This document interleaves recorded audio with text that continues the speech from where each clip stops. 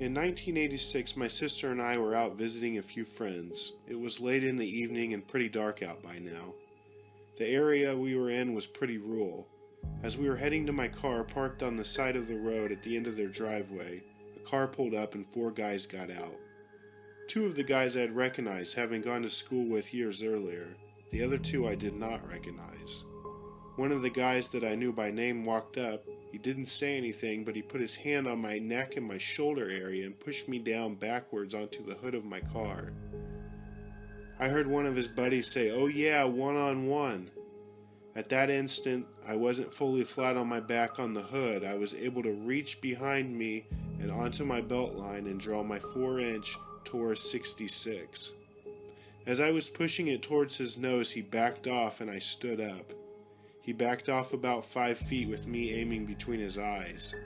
Then he got brave. He took a step forward and I quickly elevated an inch or 2 above his head and fired. The muzzle blast from those .357 mag handloads sort of stunned him. He ducked and backed off for good and then simply threatened, "I'll be looking for you." Then they all got in their car and left, screaming and cursing. To this day I have no idea what happened that night.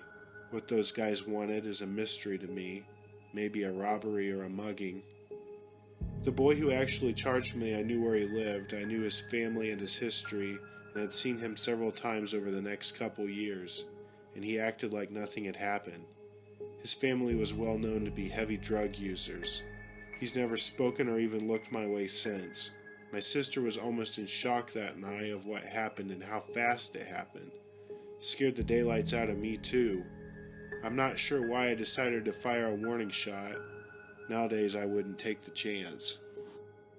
If you have an SHTF story that you'd like to share, please email me at reallifeshtf@gmail.com.